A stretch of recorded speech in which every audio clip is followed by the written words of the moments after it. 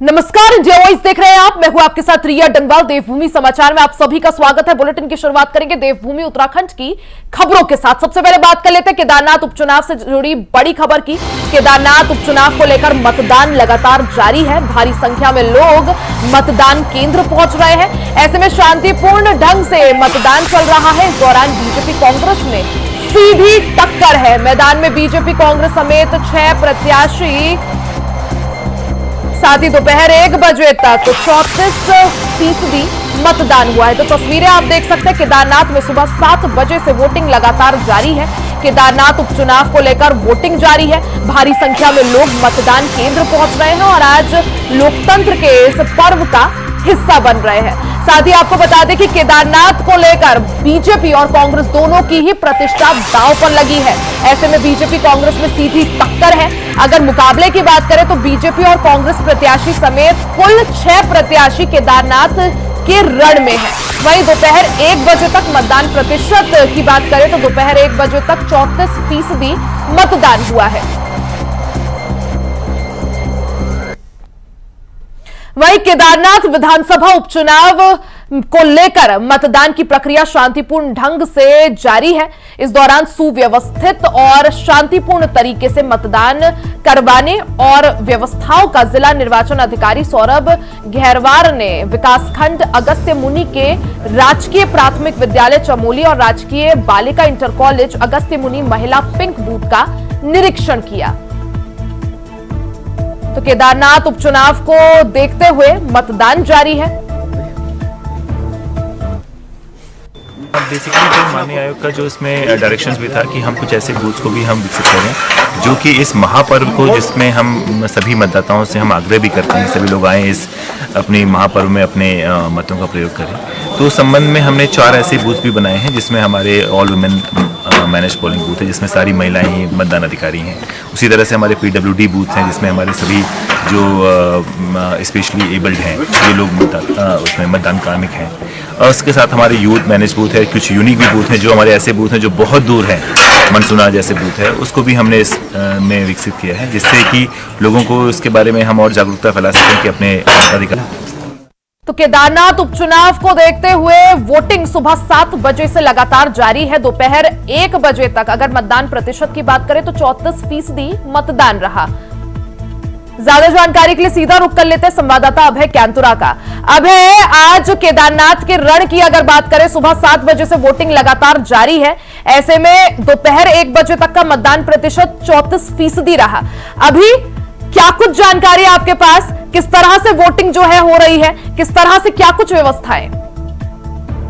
देखिए, जैसा कि हमने सुबह कहा था कि केदारनाथ विधानसभा के उपचुनाव के लिए जो मतदान चल रहा है उसमें जैसे जैसे समय आगे बढ़ेगा मतदान प्रतिशत में इजाफा होना शुरू हो जाएगा। तो अभी दोपहर का समय और ये कह सकते हैं कि अभी लगभग 40% के करीब ये मतदान यहाँ पर पहुंचा है और पूरे विधानसभा में कह सकते हैं कि इस मतदाताओं में बड़ा उत्साह यहाँ पर देखने को मिल रहा है। उम्मीद यही है और जिला प्रशासन यही सब चीजें कहता हुआ नजर आ रहा है कि जब मतदान का समय समाप्त होगा, शाम 6 बजे का जब समय समाप्त होगा तो मतदान प्रतिशत इस बार बढ़ा हुआ होगा जो पिछले चुनावों की तुलना में काफी अपेक्षाकृत काफी सुखद यहाँ पर समझा जा सकता है। और मतदान प्रतिशत के सभी लोग यहाँ पर पार्टिसिपेट यहाँ पर करते हुए नजर आ रहे हैं। ये कह सकते हैं कि बीजेपी और कांग्रेस इस मतदान प्रतिशत को लेकर अपने दावे भी यहाँ पर पेश कर रही है।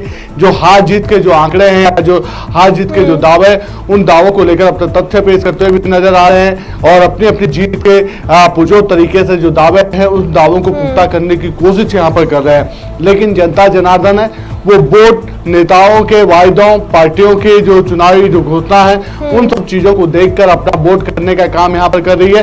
और अभी तो सिर्फ ये कह सकते हैं कि दोपहर का समय और लगभग ऐसा देखने को भी मिलता है अभय कि दोपहर के वक्त मतदान प्रतिशत जो है थोड़ा उसमें ब्रेक जरूर लगता है, लेकिन जैसे जैसे दिन आगे ढलेगा, दिन आगे बढ़ेगा, शाम होगी तो क्या इस मतदान प्रतिशत में क्या माना जाए, कहां तक ये पहुंच सकता है? देखिए, ये कह सकते हैं कि केदारनाथ विधानसभा उपचुनाव में इस समय की जो परिस्थितियां हैं बड़ी भिन्न यहाँ पर नजर आ रही है। क्योंकि सुबह और शाम का समय कह सकते हैं कि पहाड़ी क्षेत्र होने के कारण यहाँ पर मौसम सर्द रहता है। ऐसे में सभी लोग दोपहर के समय अपना मतदान करना चाहते हैं, बल्कि जिला प्रशासन की तरफ से तो ये कह सकते हैं कि चुनाव के लिए एक पहल यहाँ पर शुरू की गई थी कि पहले मतदान फिर जलपान जैसे स्लोगन जिला निर्वाचन की तरफ से यहाँ पर दिए गए थे, ताकि ज्यादा से ज्यादा संख्या में लोग सुबह के समय मतदान कर सके और मतदान का प्रतिशत ज्यादा से ज्यादा यहाँ पर बढ़ सके। लेकिन सुबह और शाम के समय जैसे कि हम अब बता रहे थे कि यहाँ पर ठंड ज्यादा पड़ती है, इसलिए उस समय मतदान का प्रतिशत कम रहने की उम्मीद यहाँ पर रहती है। लेकिन दोपहर के समय मौसम साफ है और सभी लोग इस समय अपने घरों से बाहर आ चुके हैं अभी मतदान करने के लिए। मतदान केंद्रों पर लंबी लंबी यहाँ पर लाइनें देखने को मिल रही है। हाँ, इतना जरूर कहा जा सकता है कि जो बुजुर्ग मतदाता है उनके लिए प्रशासन की तरफ से ये व्यवस्था तो यहाँ पर की गई थी कि वो घरों से ही मतदान यहाँ पर कर सकते हैं। जो 85 प्लस वाले जो मतदाता यहाँ पर है, 85 से ऊपर के जो मतदाता है, उनके लिए घरों से मतदान के, लेकिन फिर भी मतदाताओं में बड़ा क्रेज यहाँ पर देखने को मिल रहा है। इस मतदान को लेकर बुजुर्ग महिलाएं खासतौर पर अपने घरों से बाहर निकलकर मतदान केंद्र केदारनाथ चुनाव को लेकर मतदाता जो है वो भी काफी ज्यादा उत्साहित नजर आ रहे हैं, जोश भरा हुआ है मतदाताओं में। लेकिन अगर उपचुनाव के रण की बात करें अभय, जिस तरह से कुल 6 प्रत्याशी चुनावी मैदान में है, मुख्य टक्कर मानी यही जा रही है कि या तो भारतीय जनता पार्टी या कांग्रेस। लेकिन दोनों ही अगर प्रत्याशियों को देखें, बीजेपी से आशा नौटियाल हो या कांग्रेस से मनोज रावत, दोनों ही केदारनाथ विधानसभा सीट का प्रतिनिधित्व कभी ना कभी कर चुके हैं। ऐसे में अब अगर देखें तो कैसी टक्कर, क्योंकि ये आज फाइनल मुकाबला और इसके बाद 23 को परिणाम।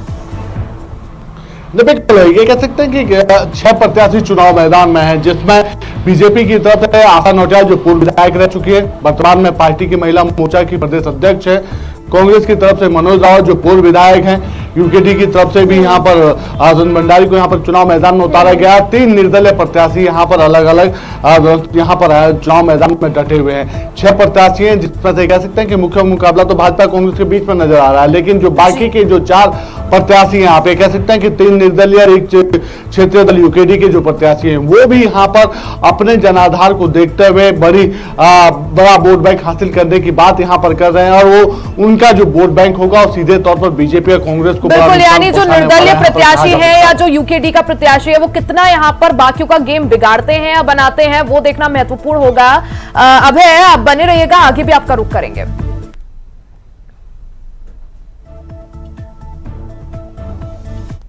तो वहीं केदारनाथ विधानसभा उपचुनाव को लेकर बड़ी अपडेट आप सभी को दे दे, जहां मतदान केंद्रों पर बुलावा टोली दिखी, जी हां, बुजुर्गों की मदद करती हुई ये बुलावा टोली दिखी। जागरूक जरूरतमंद लोगों की सहायता को ये टोली तैयार है। तो ये बड़ी खबर आपको बता दें, तस्वीरें भी आप देख सकते हैं जिस तरह से आज केदारनाथ सीट पर उपचुनाव हो रहा है, उपचुनाव के लिए मतदान जारी है। ऐसे में बुलावा टोली यहां पर बुजुर्ग मतदाता और जो जरूरतमंद लोग हैं उनकी मदद करती हुई नजर आई। ये एक काफी अच्छी पहल इसे कहा जा सकता है, क्योंकि पहाड़ी क्षेत्र होने के नाते कई बार बुजुर्ग मतदाताओं को दिक्कत होती है मतदान केंद्र में पहुंचने के लिए। तो ऐसे में यहां पर बुलावा टीम या जो बुलावा टोली है उसने बुजुर्ग मतदाता और जो जरूरतमंद मतदाता है उनकी मदद की। उत्तराखंड के मुख्यमंत्री पुष्कर सिंह धामी ने केदारनाथ की जनता से मतदान के लिए अपील की है। सीएम पुष्कर सिंह धामी ने केदारनाथ विधानसभा की देवतुल्य जनता से विनम्र निवेदन किया है कि राष्ट्रीय हित और क्षेत्र के विकास में अपनी महत्वपूर्ण भागीदारी निभाते हुए ज्यादा से ज्यादा संख्या में मतदान करें। आपके एक एक वोट से आदरणीय प्रधानमंत्री नरेंद्र मोदी के नेतृत्व में संचालित विकास कार्यों को नई गति मिलेगी। साथ ही महाराष्ट्र और झारखंड के सभी मतदाताओं से भी सीएम पुष्कर सिंह धामी ने अपील की कि ज्यादा से ज्यादा संख्या में घरों से बाहर निकले और लोकतंत्र के इस महापर्व का हिस्सा बने। मैं श्री केदारनाथ विधानसभा के सभी देवतुल्य मतदाताओं से अपील करता हूं कि अधिक से अधिक संख्या में आकर मतदान करें और अनवरत विकास जो हमारे आदरणीय प्रधानमंत्री नरेंद्र मोदी जी के नेतृत्व में श्री बाबा केदार धाम का भव्य और दिव्य निर्माण कार्य चल रहा है, केदारपुरी में और श्री केदारनाथ विधानसभा में जो विकास के कार्य चल रहे हैं उनको गति देने में अपना सहयोग प्रदान करें। और आज महाराष्ट्र और झारखंड में भी मतदान हो रहा है। मैं वहां के भी सभी मतदाताओं से अपील करता हूं कि सभी मतदान में भाग लेकर डबल इंजन की सरकार बनाएं, भारतीय जनता पार्टी और एनडीए के प्रत्याशियों को विजय बनाएं। वहीं केदारनाथ उपचुनाव को लेकर मतदान लगातार जारी है। बीजेपी प्रत्याशी आशा नौटियाल ने लोगों से इस दौरान अपील की कि भारी संख्या में अपने घरों से बाहर निकलें और मतदान जरूर करें।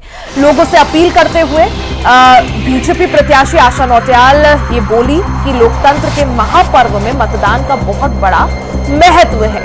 तो एक बड़ी खबर आपको बता दें, जहां बीजेपी प्रत्याशी आशा नौटियाल हो, चाहे मुख्यमंत्री पुष्कर सिंह धामी हो, चाहे कांग्रेस के प्रदेश अध्यक्ष करण माहरा हो, तमाम दिग्गज नेता जनता से आज यही अपील कर रहे हैं कि घरों से बाहर निकलें और ज्यादा से ज्यादा संख्या में मतदान केंद्रों में पहुंचकर अपने मत अधिकार का प्रयोग करें और लोकतंत्र के इस महापर्व का हिस्सा बने। तो केदारनाथ उपचुनाव को लेकर मतदान जारी है। मुख्य मुकाबला बीजेपी और कांग्रेस के बीच है। ऐसे में बीजेपी प्रत्याशी आशा नौटियाल और कांग्रेस की तरफ से मनोज रावत चुनावी मैदान में है। लोकतंत्र के महापर्व का सबसे बड़ा दिन है। केदारनाथ की सम्मानित मतदाताओं से मेरा निवेदन है कि मतदान करने जरूर जाएं। मैं भी मतदान के लिए बूथ पर जा रही हूं। सीधा रुख कर लेते हैं अभय कैंथुरा का। अभय, अगर बात करें जिस तरह से केदारनाथ में मुद्दों की, तो केदारनाथ में मुद्दे भी कई तरह के अब की बार देखने को मिले। जहां भारतीय जनता पार्टी ने विकास की बात करी, डबल इंजन की बात करी, प्रधानमंत्री नरेंद्र मोदी के केदारनाथ से लगाव की बात करी, वहीं कांग्रेस स्थानीय मुद्दे उठाती हुई नजर आई। आज अगर बात करें कौन सा मुद्दा किस पर कितना हावी नजर आ रहा है? देखिए, सबसे बड़ी बात है कि बीजेपी के लिए ये चुनाव प्रतिष्ठा का सवाल है, क्योंकि प्रधानमंत्री नरेंद्र मोदी का खासा लगाव केदारनाथ धाम से रहा है। 6 बार केदारनाथ धाम में प्रधानमंत्री नरेंद्र मोदी पहुंचे हैं। हर बार उन्होंने केदारनाथ की जनता से, प्रदेशवासियों की जनता से, देश की जनता से केदारनाथ से संदेश देने का काम किया है कि बाबा केदार उनके साथ है और सरकार लगातार प्रयासरत है कि जनता के विकास की जो योजनाएं सरकार बना रही है वो धरातल पर उतर सके, जनता को उन योजनाओं का लाभ यहाँ पर मिल सके। प्रधानमंत्री नरेंद्र मोदी जिस प्रकार से केदारनाथ धाम के पुनर्निर्माण के कार्यों को वहां से सीधे मॉनिटरिंग करते हैं, तो ऐसे में समझा जा सकता है कि उनका लगाव यहाँ पर है, इसलिए बीजेपी इस चुनाव को जीतना चाहती है। बीजेपी लगातार प्रयास कर रही है अपनी माइक्रो यानी जो छोटी से छोटी रणनीति चुनाव के लिए जो अहम होती है उसको बनाने का प्रयास कर रही है। बूथ स्तर तक की जो समितियां उनका गठन तो कर चुकी है ताकि ज्यादा से ज्यादा मतदाता बूथ स्तर पर पहुंचे और वोट करने का काम यहां पर करें। तो बीजेपी ने अपनी प्रतिष्ठा से जुड़े इस चुनाव को जीतने का दावा यहां पर किया, जबकि कांग्रेस उत्साहित नजर आ रही है क्योंकि 2 उपचुनावों में उन्हें बड़ी जीत यहां पर मिल चुकी है। बीजेपी के जो प्रत्याशी उनको पटखनी देने का काम कांग्रेस पहले 2 उपचुनाव में कर चुके हैं। जैसे कांग्रेस इस समय इस चुनाव में स्थानीय मुद्दों को उठाने का काम करे, तो ऐसे में समझा जा सकता है कि कांग्रेस जो दावा कर रही है वो शायद संभव होता हुआ भी यहाँ पर नजर आ रहा है। जनता उन सब चीजों को भरोसा कर रही है, क्योंकि चाहे केदारनाथ धाम से जुड़ा हुआ मंदिर निर्माण का विषय हो या केदारनाथ धाम से जुड़ी हुई यात्रा का विषय हो या फिर आपदा से जुड़े हुए विषय, उस घाटे से जुड़े हुए, उनको कांग्रेस और खास बात ये भी अब है कि जिस तरह से फैजाबाद बीजेपी हारी, बद्रीनाथ बीजेपी हार गई, तो बीजेपी बिल्कुल नहीं चाहेगी कि अब वो केदारनाथ हार जाए, क्योंकि इसी को लेकर राजनीति भी काफी ज्यादा हो रही थी। कांग्रेस बार बार यही आरोप लगा रही थी कि फैजाबाद हार गए, बद्रीनाथ हार गए, अब अगला नंबर केदारनाथ का है। यही वजह कि बीजेपी के आगे चुनौती है कि अपना जो किला है उसे बचाया रखा जा सके, और कांग्रेस के आगे एक तरह से देखा जाए तो जो जीत का मोमेंटम है, जो बद्रीनाथ और मंगलौर जीत कर आया, उसे केदारनाथ में भी बरकरार रखा जा सके। देखिए, कांग्रेस यही सब चीजों के दावे यहां पर कर रही है कि पहले अयोध्या, फिर बद्रीनाथ और अब केदारनाथ की बारी है। बीजेपी को यहां पर पटखनी देने का काम कांग्रेस की तरफ से किया जाएगा। कांग्रेस ने वहां पर चुनाव की कमान जो स्थानीय जो नेता हैं, आप ये कह सकते हैं कि गणेश गुर्जर जो कांग्रेस के पूर्व प्रदेश अध्यक्ष भी रहे, गढ़वाल से कांग्रेस के सांसद के प्रत्याशी भी यहाँ पर रहे, उनको यहाँ पर चुनाव की कमान संभाली और वो ही सब चीजें वहां पर चुनाव को देखते हुए नजर आ रहे हैं। जिस प्रकार से जनता के बीच में जाता है, स्थानीय भाषा में ही यानी जो क्षेत्रीय जो भाषा होती है उस भाषा में सीधा संवाद जनता से करते हैं। पूर्व में वो बीकेडीसी के चेयरमैन रह चुके हैं, उन्होंने कहा था कि जब उनके समय ये सब चीजें नहीं हुई तो अब ऐसे में नए धाम का निर्माण कराना बीजेपी की मंशा है। बीजेपी धर्म की राजनीति करना चाहते हैं और उसके खिलाफ कांग्रेस यहाँ पर मुखर तरीके से सामने आई है। सत्ताधारी दल पर जुबानी हमला यहाँ पर बोल रही है। आज भी ये कह सकते हैं कि कांग्रेस का हर कार्यकर्ता जो केदारनाथ विधानसभा चुनाव में बिल्कुल, क्योंकि 5 बार अब तक केदारनाथ सीट पर चुनाव हुआ है, जिसमें से 3 बार भारतीय जनता पार्टी, 2 बार जो है कांग्रेस जीती है। अब की बार ये जब चुनाव हो रहा है तो आखिर किसको केदारनाथ की जनता आशीर्वाद देती है, और किसका जो है जीत का मोमेंटम बरकरार रहता है, किसका जीत का मोमेंटम यहां पर टूटता है, वो देखना काफी महत्वपूर्ण होगा। अबे बहुत बहुत शुक्रिया जानकारी के लिए।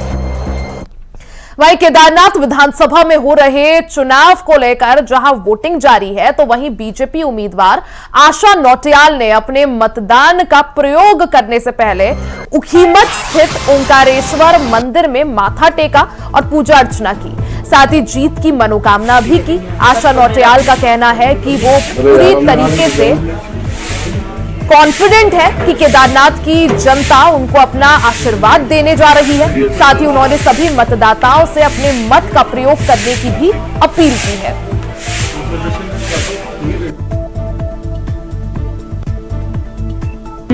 मैं जीत को लेके तो पूरी आश्वस्त हूँ और अभी ओंकारेश्वर मंदिर बाबा केदारनाथ के शीतकालीन गद्दी स्थल से आप सभी केदारनाथ के विधानसभा के मतदाताओं से मेरी अपील यही है कि मतदान करें और भारतीय जनता पार्टी के पक्ष में करें ताकि हमारा सनातन आगे बढ़ता रहे।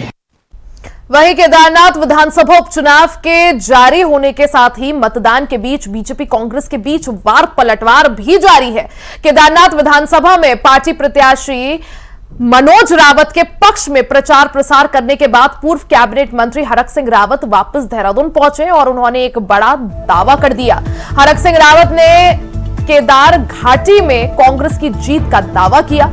उनका कहना है कि वो पिछले कई दिनों से केदारनाथ में पार्टी का प्रचार प्रसार करते आए हैं। ऐसे में माहौल बीजेपी के खिलाफ है। मुख्यमंत्री पुष्कर सिंह धामी के खिलाफ लोगों में आक्रोश है। चार धाम यात्रा की बदहाली, दिल्ली में केदारनाथ धाम मंदिर का शिलान्यास करने के साथ ही तमाम मुद्दों को लेकर लोगों में आक्रोश है। आपको बता दें कि केदारनाथ विधायक शैला रानी रावत के निधन के बाद केदारनाथ में उपचुनाव हो रहा है। मैं चोपता से लेकर चंद्रनगर से लेकर पूरे अगस्त मुनिपुरा क्षेत्र में घुमा हूँ, भीरी से लेकर और वहाँ रामपुर, सीतापुर, उखीमठ, अगस्त मुनि, मैंने सभी जगह जनसभाएं की और कार्यक्रम किए हैं। वहाँ माहौल एकदम भाजपा के खिलाफ और विशेष करके भारतीय जनता सरकार के खिलाफ है माहौल, मुख्यमंत्री के खिलाफ है माहौल। इसलिए खिलाफ है कि कहीं ना कहीं लोगों को ये लगता है वहाँ कि हमारे साथ अच्छा व्यवहार नहीं हो रहा है, सौतेला व्यवहार हो रहा है। ये एक माहौल इस तरह का वहाँ बना हुआ है और मुझे भरोसा है कि अगर कोई गड़बड़ नहीं हुई, मैंने पहले भी कहा कि देखिए जिस तरह शराब का सेवन हो रहा है, बांटी जा रही है, और मैं सोचता हूँ ये केदारनाथ जैसी पवित्र जगह पर आप चुनाव जीतने के लिए शराब का प्रयोग कर रहे हैं। शराब और धन के बलबूते पे चुनाव जीतना चाहते हैं। इससे बड़ा दुर्भाग्यपूर्ण स्थिति नहीं हो सकती है।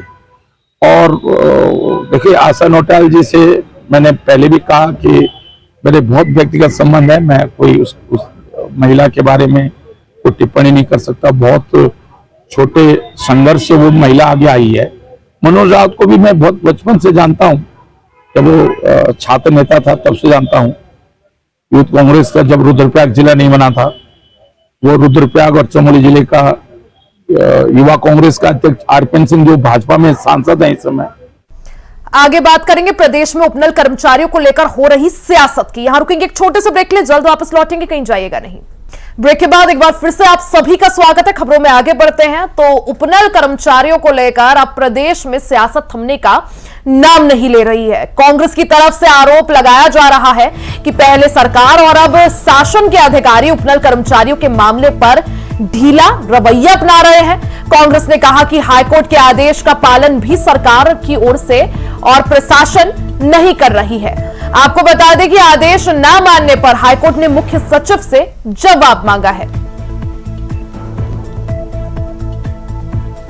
देखिए, जब सरकार पिक एंड चूज की राजनीति कर रही है, सिलेक्टिव राजनीति कर रही है। जो उसको सूट करता है उसके लिए वो नियम कायदे कानून सब कुछ ताक पर रख देती है और उनको तोड़ मरोड़ कर किसी तरह से बीच का कोई रास्ता निकाल लेती है। लेकिन उपनल कर्मियों को 22,000 उपनल कर्मी हैं, उनको चरणबद्ध तरीके से आप स्थायी करिए, ये हाई कोर्ट ने और सुप्रीम कोर्ट ने आदेशित किया है। लेकिन सरकार की मंशा नहीं है। प्रदेश की जनता का हित जिसमें है, युवाओं का हित जिसमें है, वो तो इस सरकार का एजेंडा कभी रहता ही नहीं है। तो ये काम करने के लिए एक दृढ़ इच्छा शक्ति की सरकार चाहिए, जो धामी सरकार तो कतई नहीं है। यहाँ मंत्री अधिकारियों से परेशान है, अधिकारी स्वयं अधिकारियों से परेशान है, और कर्मचारियों के तो क्या हाल है, आए दिन सड़कों पर बैठे रहते हैं। तो ऐसे में कहीं ना कहीं मुझे लगता है कि निश्चित रूप से अवमानना हुई है। न्यायपालिका पर इस सरकार का कोई भरोसा, कोई विश्वास दिखाई नहीं पड़ता। और चुनाव के समय पर कहते हैं कि हमें प्रचंड बहुमत दीजिए, डबल इंजन दीजिए, हम आपका विकास करेंगे, हम आपको रोजगार देंगे, और जिस वक्त देने की बात आती है उस वक्त ठेंगा दिखा देते हैं। वहीं मुख्यमंत्री पुष्कर सिंह धामी ने कहा कि केदारनाथ में प्रधानमंत्री नरेंद्र मोदी की प्रेरणा से 2000 करोड़ की धनराशि से दिव्य केदार, भव्य केदार का निर्माण किया जा रहा है। पूरे केदारनाथ धाम में हमारी सरकार द्वारा विकास कार्य चलाए जा रहे हैं और पिछली आपदा के बाद से 750 करोड़ की योजनाएं धरातल पर उतर रही है, जिससे वहां के विकास कार्य आगे बढ़ रहे हैं। वहीं चुनाव को लेकर मुख्यमंत्री पुष्कर सिंह धामी ने कहा कि जिस प्रकार से हरियाणा तीसरी बार भी हरियाणा की सरकार को वहां के लोगों ने चुना है और जहां जहां डबल इंजन की सरकार आई है वहां वहां लगातार विकास के कार्य किए जा रहे हैं। केदार धाम स्थित है और हमारे प्रधानमंत्री जी की प्रेरणा से, उनके नेतृत्व में लगभग 2000 करोड़ रुपए से अधिक की धनराशि से श्री केदार धाम दिव्य केदार और भव्य केदार बन रहा है। अनेक चरणों में काम हो रहा है। पूरे केदारनाथ विधानसभा में अनेक विकासों के काम चल रहे हैं और पिछले समय जो आपदा आई थी उसके बाद 750 करोड़ से भी ज्यादा की योजनाएं वहां के लिए स्वीकृत हुई, धरातल पर उतर रही हैं।